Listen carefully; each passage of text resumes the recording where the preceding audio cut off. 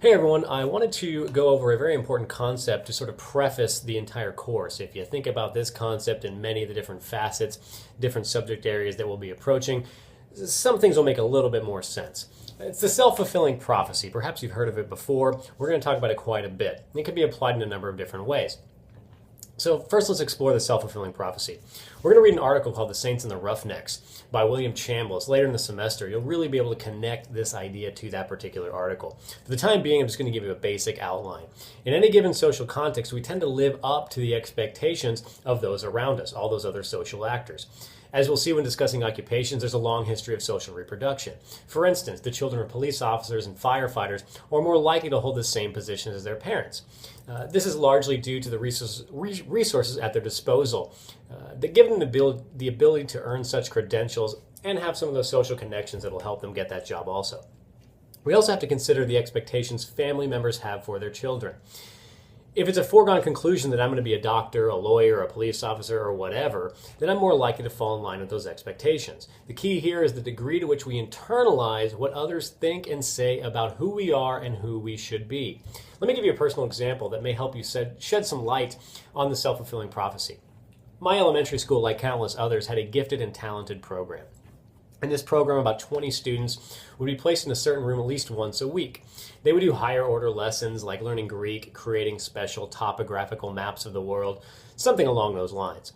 Each student took a special test that either placed them in this class or a regular one with the majority of the other students. One day in 5th grade, my teacher told me that I needed to go to the gifted and talented class and that I would be there for the rest of the semester. I was pleased, felt pretty good about my intellectual prowess since others around me were saying that I was smart. However, I didn't really remember testing into such a program. Whatever, I was gifted and talented, I'll take it, whatever way I can.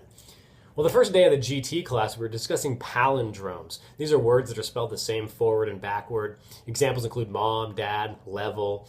Well, earlier that week, my neighbor from across the alley was doing the same lesson in his class. Now, he was a few years older. He mentioned race car as a palindrome, one of the better ones. So in my class, I said race car. Everyone said, ooh, ah. I thought I was so smart. It felt pretty good. I was not only in the gifted and talented program, I was doing very well in it. My good friend Chad was also in the GT class with me. As the semester progressed, we started to get lost a little more, struggle with some of these lessons to a greater degree than some of the other students. We brushed it off, just assumed that it was because we were too busy chatting. After all, we're in this class for a reason, like anyone else. Fast forward, it's about 10 years later. I'm at home from college on a break, having a conversation with my mom at the kitchen table. Somehow this class comes up in the course of our discussion. I was reminiscing about the GT class, this Greek banquet we had, how we got to make special food, sing songs, have a dance in the gym.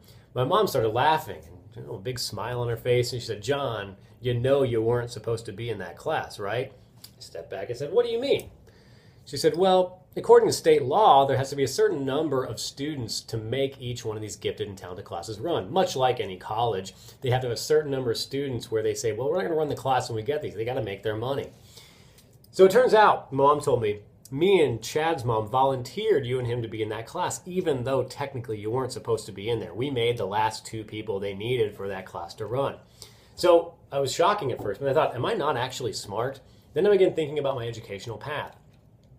By being placed in the gifted and talented program, I was being told by teachers, administrators, peers that I was more intelligent than other students. Even though this wasn't the case, I bought into it. I internalized the fact that I was supposed to perform well academically. Tried very hard to get good grades. Maybe the only reason I'm in the profession I'm in is because I was lied to a long time ago and told that I was smarter than others, when in reality, that wasn't the case. The larger point here is that I set expectations for myself based off of what others around me were saying. Real or fake? I was fortunate that this was positive in nature. Had I been told over and over again that I wasn't smart, that I would never succeed, maybe I wouldn't be a professor. Who knows where I would be? I may not have completed as much education. This is something we'll discuss to a greater degree when we get to the criminal justice system chapter. Simply put, if someone is told consistently over and over and over again, they're bad, they're criminal, they're dangerous, they're up to no good, they're more likely to engage in such behavior. That's a self-fulfilling prophecy at work. It can be either positive, it can be negative. The key is here that we buy into those ideas that other social actors have of us and are pushing on us. it's pretty difficult to ignore these sentiments, whether they are positive or negative. So keep this in mind as you're going forward with your own educational and occupational path. Are you in a position because it was expected? And what forces drove you to make certain decisions about your future?